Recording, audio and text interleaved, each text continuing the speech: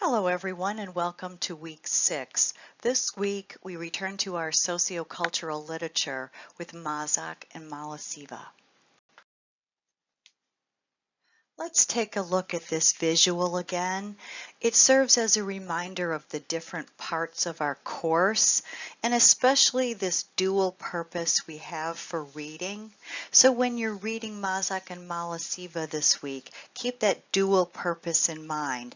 One purpose is to learn about doing literacy research with the sociocultural lens, and the other purpose is to deepen your own understanding of adult literacy and diversity. Our theme this week in the literature is language and resistance. So as you're reading the studies, look at the way the participants use or do not use English. What are some of their purposes for using English? What forms of the English language do they choose to use or not, and for what reasons? And what is the ideology behind the English language? What does it symbolize in those different contexts? As you're reading, you'll also want to think about the ways the authors describe the purposes of their studies and, of course, the context. We've talked so much about the importance of context to literacy practices. Thinking about the egg model, the context is all of that egg white and how important that is to the research on these literacy practices. How do the authors talk about the study participants and their relationship to both the context and the study participants? And what about the interviews? How and when did they conduct the interviews? How much time did they spend in that context? And finally, both of these authors asked a really fantastic question.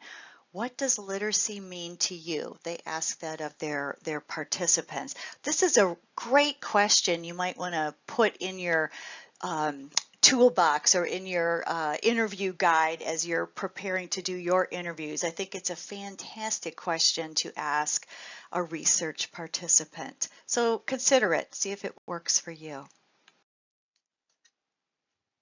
This week, we'll return to the group discussion format for the weekly work. So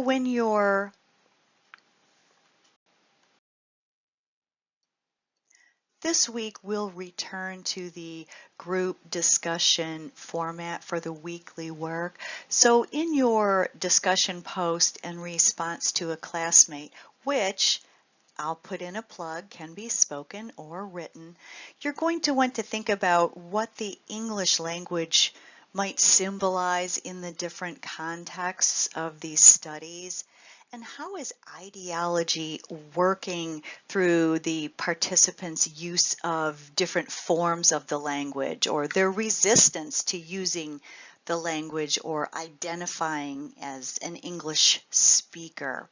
You may want to revisit the critical discourse analysis tool from the Hilary Jenks reading to think about some of those ways that ideology works.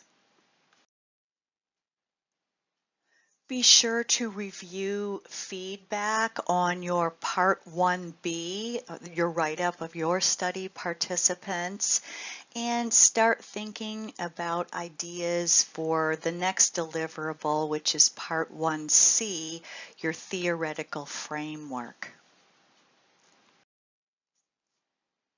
This brings us to the end of the mini lecture for week 6.